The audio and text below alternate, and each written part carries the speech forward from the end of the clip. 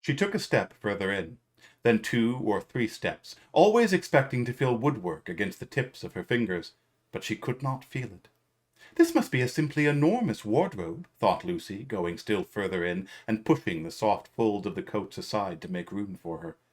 The next moment she found that what was rubbing against her face and hands was no longer soft fur, but something hard and rough and even prickly. Why, it's just like the branches of trees! In C.S. Lewis's The Lion, the Witch, and the Wardrobe, the 4 Pevensey children are sent away from London during the Blitz to shelter at a remarkably large house owned by the Professor. In one of the many rooms within this mansion, there is a magical wardrobe.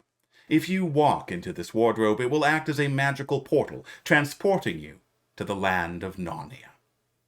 This is Lewis's scenario hook. In order for the adventures of Narnia to begin, one of the kids needs to walk into the wardrobe. Lewis gets away with this, of course, because he's writing a book. He controls the characters, and so it is quite easy for him to first make the kids decide to explore the house, and then second, make Lucy climb into the wardrobe and go looking for the back of it. Now, to be clear, this is not bad writing. Everything the kids do is a perfectly reasonable thing for them to do and completely justified. But if we imagine C.S. Lewis as a game master, running this as a scenario for 4 PCs, there are several possible ways it could play out. The PCs could all find the wardrobe portal together. Some of the PCs could find the portal, return, and lead the others back into Narnia. One of the PCs could find the portal without the others, come back, and then find that the portal has vanished due to its strange metaphysics, but will later discover that it returns after a time. The PCs could all enter the portal separately or in different groups and end up making independent alliances with the different hostile factions within Narnia. But of course, the most overwhelmingly likely outcome is that the PCs never find the wardrobe and never go to Narnia, right? I mean, even if they were LARPing this scenario in real time, they might never go into that room. And if they did, they could easily never think to themselves, you know what, I'm going to try climbing into this wardrobe and see if I can touch the back of it. My point is that premises which work just fine in linear narratives from other mediums don't necessarily work at all when used in an RPG. So if you use those linear narratives as your model for how to prep an RPG scenario, you will fail more often than you succeed.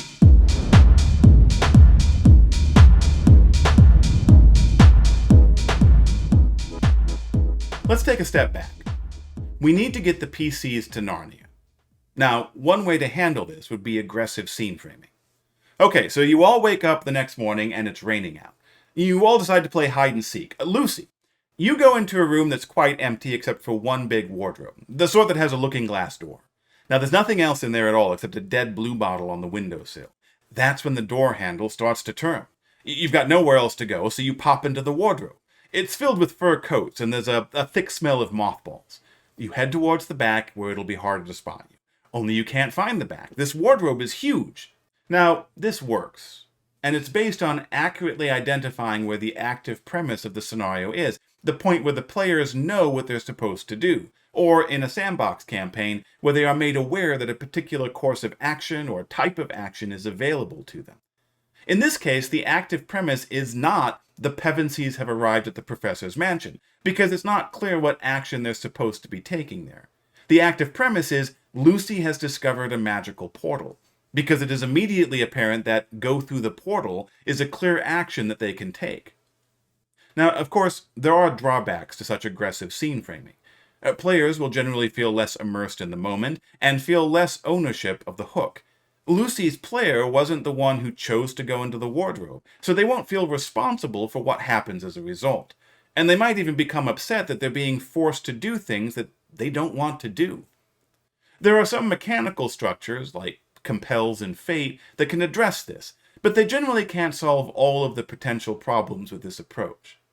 So, if we're currently standing at the Pevensies have arrived at the Professor's mansion, what other options do we have for getting the PCs an active premise that will take them to Narnia? In other words, that will hook them into the scenario. Well, proactive hooks that come looking for the PCs, are a lot easier to use than a reactive hook that requires the players to do something to discover it. Waiting for the PCs to find the wardrobe is reactive, But what if we had stuff coming out of Narnia through the wardrobe? For example, a strange creature that goes rampaging around the house. It keeps damaging stuff, and Mrs. McCready blames the kids for it. Or we might have refugees from the tyranny of the White Witch, or wolves of the secret police pursuing aforesaid refugees, or agents of the White Witch who try to kidnap one of the kids and take them back through the wardrobe. When the PCs question these NPCs or backtrack them, they'll be led to the wardrobe. Now, another option is to reframe the active premise. There's no clean way to say, you need to search the house in order to find a magic wardrobe if the players don't know that the magic wardrobe exists, and discovering that is the whole point to begin with. But what you can do is give the PCs a different reason for searching the house. For example, the professor has died and they need to find his will. Or a stray dog gets into the house and Mrs. McCready tells the kids they need to track it down before the next tour group arrives.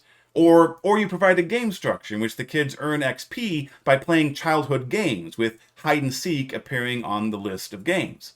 Now, we discussed similar techniques in the video on surprising scenario hooks. The players are given the hook for what they think the scenario is, but it leads them to a completely different scenario. Another option, or perhaps a supplemental one, is to use multiple hooks.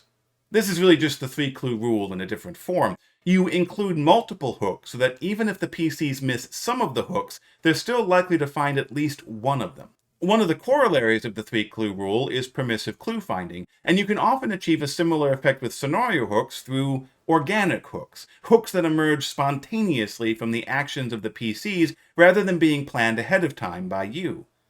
For example, rather than it being specifically the wardrobe that's magical, we could say that the entire estate is magical, or that there's some powerful fey magic trying to draw the children into Narnia. No matter what they do, we can improvise a hook that offers them a path into Narnia. They go to play poo sticks in the stream, then they find their sticks disappearing through a magical shimmer under the bridge. Or they help the cook make dinner, then they discover a secret passage behind the wine rack in the cellar when they're sent down for supplies. They read books in the library, they open a magical book. They decide to play hide and seek, they find the wardrobe. Okay, but what if it's important that the portal specifically be located in the wardrobe, and you want them to simply stumble across it accidentally? Well, in that case, you need to fill the mansion with other active premises that the players can engage with until the reactive premise is discovered. In other words, you have other adventures, or at least interesting things the PCs are aware that they can interact with, happening in the mansion. And then at some point, during those other adventures, the wardrobe can appear. Or maybe it appears several times as part of the background scenery until the revelation finally happens, until someone opens those doors. You can also take a laid-back approach to this by asking each player to describe what a typical day at the house looks like for their character. This frames the action declaration at a sufficiently abstract level that the players aren't trying to fill the minute-to-minute activities of their lives. Essentially, the active premise becomes defining routine. Specifically, in this case, what the new normal looks like for these kids. You can ask questions like, after you've said goodnight to the professor and gone upstairs to your rooms on the first night, what plans do you make for the next day? Or, what if it's a rainy day and you can't go outside? What do you do? It's been a week and you're getting bored. What do you do to mix things up? What you're looking for, of course, is the opportunity to say, while you're doing that, you happen to see this wardrobe, and that's when the adventures begin. In a storytelling game, you can use a variant of this technique by giving the players narrative control. You could turn to Peter's player, for example, and say, somewhere in this house there is a portal to the magical land of Narnia. What is it? And after Peter's player has said that it's a wardrobe, you could turn to Lucy's player and say, and how do you find this portal?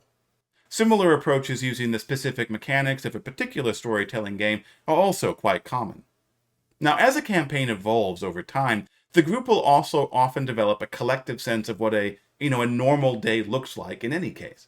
This knowledge makes it easier to aggressively frame scenario hooks without the players feeling as if their toes are getting stepped on. Which I guess ultimately brings us full circle.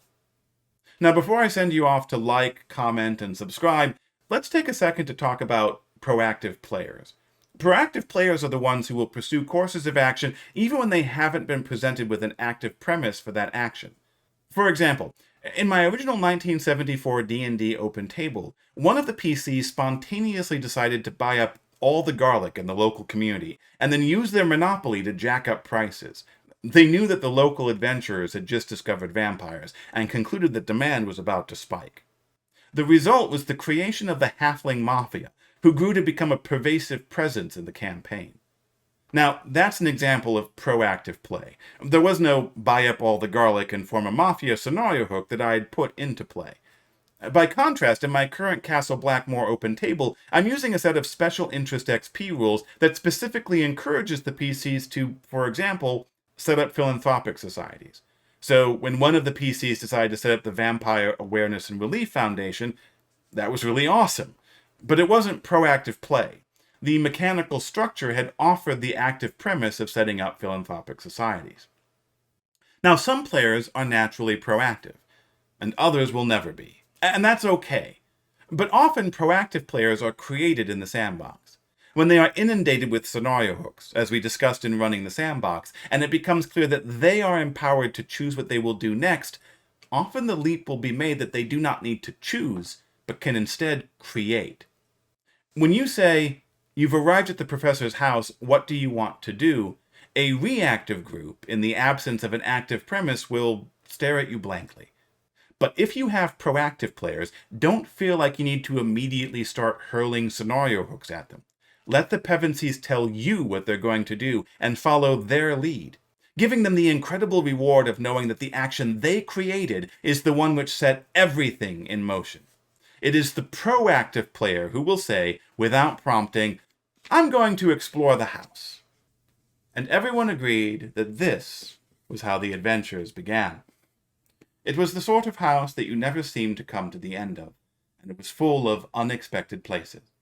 The first few doors they tried led only into spare bedrooms, as everyone had expected that they would.